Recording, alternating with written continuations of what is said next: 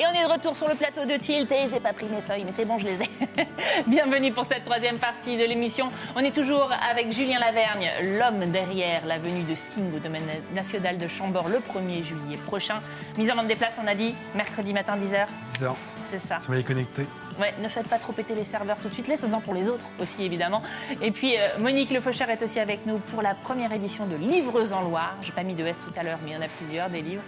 Ça, c'est à l'Opéra de Tours. Marlène, dans un instant, on va parler de circuit court avec vous. Mais d'abord, Vincent, j'avais envie qu'on fasse un petit bilan, retour, on va dire, sur le Startup Weekend. Tout le monde se rappelle ce que c'est qu'un Startup Weekend ici ? Oui, c'est bon, oui. Monique. On a 54 heures, on doit créer un projet de start-up. Là, c'est une édition particulière qui a eu lieu ce week-end. Exactement, édition Startup Weekend Woman, donc sur l'égalité homme-femme. On avait donc 54 heures, 70 participants au total qui devaient travailler justement à des solutions pour améliorer justement cette égalité entre les hommes et les femmes. Et c'était des femmes qui devaient pitcher. Et c'était exactement uniquement des femmes qui devaient pitcher. Et parce on a eu 17 pitchs le vendredi soir. Pardon, je te coupe la parole. On l'avait appris avec Justine Noubourg que tu nous avais amené en plateau. C'est Justine Noubourg, l'organisatrice. Il y a souvent des femmes dans les Startup Weekend, mais c'est jamais elles qui veulent pitcher. Elles ont toujours « c'est bon, vas-y, toi, Bernard ». Je ne me sens pas légitime, etc. Voilà, quels sont les projets qui sont sortis du chapeau ? Eh ben, on a eu un coup de cœur, déjà pour commencer, et puis 3 lauréats. Le coup de cœur du jury à l'unanimité, c'est un projet qui s'appelle Femmes de rue. Ouais. Donc c'est un projet qui a pour objectif de fédérer un réseau de commerçants locaux sur le principe en fait des cafés suspendus. Donc vous connaissez tous le café suspendu. Vous savez ce que c'est ? J'achète un café, je le prends pour moi et j'en achète un deuxième pour quelqu'un qui est dans le besoin, en difficulté. Et qui n'aura pas l'argent pour se payer un café. Exactement. Mais c'est bon, il y en a un suspendu, il peut rentrer en disant je vais prendre celui-là du coup. Suspendu bien sûr entre guillemets. Et donc voilà, donc ce projet-là est donc destiné aux femmes qui sont dans la précarité, qui a donc besoin de produits de première nécessité, comme des tampons, des rasoirs, des produits d'hygiène, des crèmes, etc., du déodorant, enfin voilà, qui ne peuvent pas se payer ça. Et il faut rappeler quand même que un tiers des femmes sans-abri, un tiers des sans-abri sont des femmes, donc c'est des gens qu'on oublie très souvent. Et donc vous pouvez labelliser les commerçants avec différents produits, donc les pharmacies, les coiffeurs, les épiceries solidaires, les esthéticiennes, salons de thé, comme je dis, les cafés, boulangeries, etc. Très bonne idée en tout cas ça. Ouais, moi aussi je l'aime beaucoup. Et donc tout le monde à l'unanimité veut accompagner ce projet-là, c'était vraiment extraordinaire. Ça c'était Femmes de rue. Gros coup de cœur. Autre projet, celui qui a gagné. Celui qui a gagné, tu veux le numéro 1 tout de suite ? Non, je peux pas le dire. Non. On en fait d'autres alors. Je fais le troisième, deuxième, premier. D'accord. Ah oui, vas-y, fais ton podium. Le troisième, c'est hors format. Le hors format, c'est un jeu de cartes interactif sur l'égalité homme-femme autour de 3 axes, le harcèlement, les stéréotypes et l'inégalité. Le principe, en fait, c'est de créer un avatar. Vous avez la vidéo qui passe de la démonstration. Ouais. Ils ont créé une appli en 54 heures quand même, ce qui est quand même top. Ils sont fous. J'ai des copains qui développent depuis 2 ans. Et donc là, vous créez un avatar personnalisé qui est donc stéréotypé de base. Vous allez répondre à des questions et vous allez devoir améliorer votre avatar pour qu'il soit le plus à même en correspondance avec les valeurs que vous voulez transmettre. L'objectif, c'est d'aider les parents justement à améliorer la compréhension qu'a l'enfant. Les stéréotypes, etc. Bien sûr, d'agir là-dessus. Ça, c'était hors format. Le deuxième Colloque sur le podium. Colloque Family, donc c'est une agence qui propose de la colocation entre familles monoparentales qui sont souvent dans la précarité. Les femmes, souvent avec les enfants, qui n'ont pas les moyens de se payer un logement relativement décent. Et donc, du coup, ce projet propose de la colocation entre ces familles-là pour permettre d'améliorer la garde d'enfants, les courses, les offres, etc. Mais ça, et puis c'est bête, mais avoir un jardin. Exactement. Juste pouvoir avoir les moyens d'avoir un jardin parce qu'il faut une maison souvent, et quand tu es femme un jardin, un bout de gazon pour profiter avec les enfants, qui puissent s'épanouir aussi, puisque ça fait partie de l'éveil de l'enfant. Quelle bonne idée, ça. Et ils sont prêts quasiment à commercialialiser là aujourd'hui quasiment. Enfin, ils étaient très très motivés. Colloque Family, ça c'est le numéro 2. Ça y est, maintenant j'ai le droit d'avoir mon numéro 1. C'est bon, vas-y, je t'en prie. Pimp My Body. Pimp My Body, yes. Donc Pimp My Body, c'est une solution digitale pour faire matcher une morphologie avec un produit ou un service. Pour l'instant, là, en l'occurrence, ils sont axés sur les vêtements, le bon vêtement qui s'adapte à la bonne forme, au bon individu. Puisque souvent, des fois, il y a des hanches qui sont trop larges, pour les femmes, des poitrines. Non, les hanches ne sont jamais trop larges. Vincent, c'est les pantalons qui sont trop les hommes qui ont plus ou moins du bidou, comme moi actuellement. Et donc, du coup, le principe, c'est donc d'avoir un avatar qui est morphologiquement personnalisé. Ah, on crée notre bonhomme nous. Votre bonhomme vous, votre vous bis, exactement. Et on se mesure, tout ça, on le crée. C'est ça. Et comment on fait après, du coup? Qu'est-ce qui se passe? En fait, alors ça nous sélectionne des vêtements? Ça nous sélectionne des vêtements. Et je rappelle que ce n'est pas stigmatisant. Il y a des mots qui ne sont pas stigmatisants, comme des mots gros seins, grosses fesses, grosses... voilà, ou d'autres choses. Et donc, on nous trouve des vêtements qui sont adaptés en termes de taille et aussi de morphologie. Ça va nous conseiller sur la taille. On va dire, par exemple, ce haut-là, prenez-le plutôt, il taille grand ou il taille petit, etc. Et tout ça va être nourri en fonction de l'habitude des gens. Ah, c'est collaboratif. C'est collaboratif, exactement. C'est plus de femmes qui sont dans la même morphologie ou plus d'hommes qui sont dans la même morphologie vont renseigner ces informations-là, plus on pourra vous proposer le vêtement adéquat à votre taille.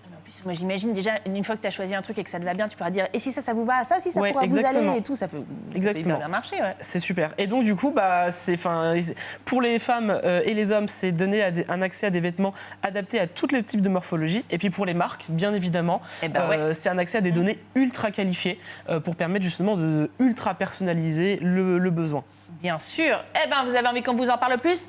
Pas de problème, on invitera Pimp My Body demain dans l'émission spéciale Santé Bien-être au féminin, puisqu'on l'a dit, il y a tout un volet économique aussi, être bien en tant que femme aujourd'hui, c'est être bien et épanoui dans son boulot. Et on peut se le créer, son boulot, c'est un peu l'idée aussi. Et l'épanouissement, ça passe par des bons vêtements aussi. Exactement, c'est ça. Merci beaucoup Vincent. Et puis c'est bon, tu vas pouvoir aller dormir un petit peu. Merci. Au bout de 54 heures. Marlène, à nous, on fait un point sur les circuits courts grâce à la Gloriette. Alors on commence par quoi? On va peut-être commencer par redéfinir un petit peu ce que c'est que le circuit court. Oui, qu'est-ce que c'est un circuit court? En fait, c'est un mode de distribution de produits agricoles qui n'a besoin que d'un seul partenaire, c'est-à-dire du producteur au consommateur. Directement au consommateur. Voilà. Qui est-ce qui essaye aujourd'hui de se fournir en circuit court? Julien, on y arrive? Ouais. Qu'on n'y arrive pas forcément tout le temps, mais oui, ça fait partie des enjeux dans la famille. Pourquoi on n'y arrive pas?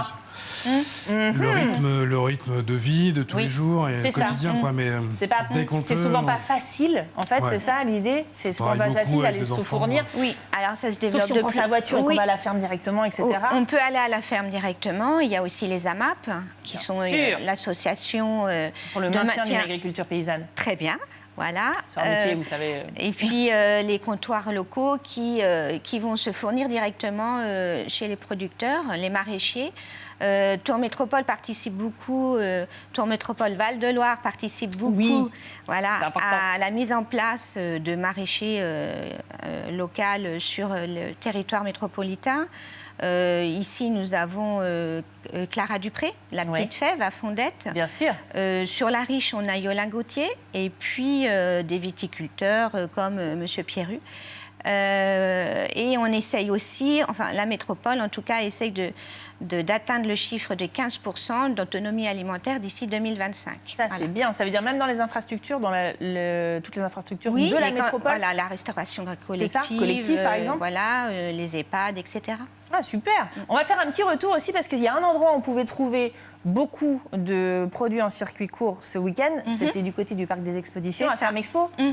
Oui, disons que là, pour les 3 derniers jours de la semaine dernière, ça soit le vendredi, samedi, dimanche, Tour Métropole Val-de-Loire était installé durant tout ce week-end où on a pu accueillir différents producteurs, différents maraîchers. Bon, il y avait encore Clara, je suis désolée. Ah mais non, mais c'est pas grave, il faut valoriser les gens qui font des choses bien. Et surtout qu'elle fournit aussi les écoles de Fondette, donc c'est très important.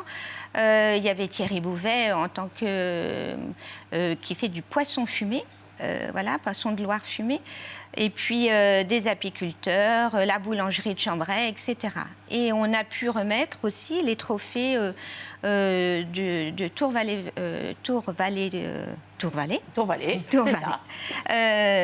le vendredi soir, notamment à un producteur de chèvres qui a fait un très bon fromage, un fromager. Alors, du fromage de chèvre, on sait qu'on en trouve en Touraine, mais le circuit court, ça passe aussi par forcément des produits de saison. C'est ça. Là, on est novembre. Voilà, bah oui, toujours. Le temps passe, mon Dieu, c'est terrible. Et quels sont les produits, quels sont les légumes, par exemple, qu'on peut manger en mois de novembre? Orale.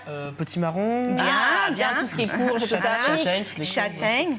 Voilà, des champignons. Endives. Pas encore. Mais bientôt. Voilà.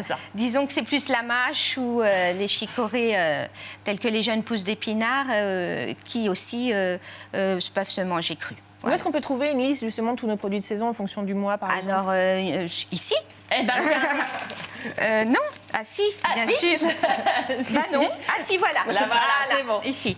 Là, il y a une petite liste qui a été éditée, pareil, par Tour Métropole Val-de-Loire. Je peux en distribuer ensuite. Alors ça, pour tous nos invités déjà. Aux invités. Et puis, elle n'est pas venue qu'avec des dépliants à distribuer, Marlène. Elle est venue avec des produits justement transformés de saison, on va dire. Qu'est-ce qu'on va déguster là? Alors ça, c'est un riz au lait à la courge. Allez, au boulot, vous n'êtes pas venus pour rien. Mais alors, on va peut-être commencer par le pesto, c'est salé. Le pesto. Le pesto, c'est à base de fan de betterave. Alors moi, je le goûte que moi, le pesto, parce qu'il est au milieu de la table. Donc et je vais le prendre la comme betterave, qui est un légume de saison. Et on peut en faire un pesto de la betterave, j'avais jamais pensé, moi. Enfin, c'est surtout les fans. Attention, c'est parti. Voilà, et puis attention entre les dents. Attention entre les dents, on ne va pas commenter. Disons que généralement, on n'a pas l'habitude d'utiliser les fans, carottes, betteraves, etc. Là, on peut les transformer en pesto ou les mettre dans la soupe. Dans la soupe de fans de radis, c'est extra Bien aussi. sûr. C'est pas le moment des radis, mais vous voyez ce que je veux dire. Qu'est-ce qu'on mange d'autre? Ensuite, vous avez un petit riz au lait. Donc, allons-y, au boulot maintenant sur le riz au lait. Donc à la courge façon sucrée.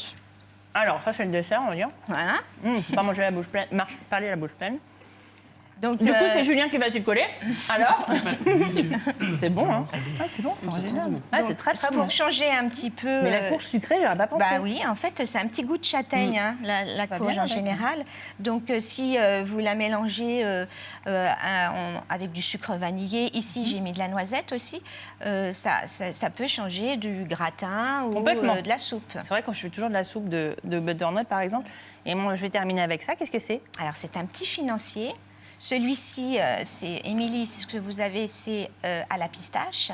Ouais. Mais la farine a été remplacée par autre chose. Qu'est-ce que ça peut être? Alors, pour le financier, il y a toujours un petit peu de poudre, en tout cas de noix. Ici, là, ça sera pour c'est de la pistache. Et on a pris du pain dur. En fait. Du pain rassis, voilà, transformé en chapelure et qu'on utilise comme de la farine. Mais ça ne se sent pas du tout que c'est à base de pain dur. Anti-gaspillage, le pain, on le donne aux poules ou on le transforme. Voilà. Et ben voilà, vous avez plein de trucs et astuces que vous pouvez retrouver sur le site de la Métropole /La Gloriette. Merci beaucoup Marlène d'être venue nous faire un point sur le circuit court. C'est la fin de cette émission. Merci beaucoup à tous d'y avoir participé. Julien, Monique, Marlène et Vincent, merci à vous de l'avoir suivi. Nous on se retrouve demain pour un nouveau numéro de titre spécial santé et bien-être au féminin. À demain sur TV Tour Val de Loire.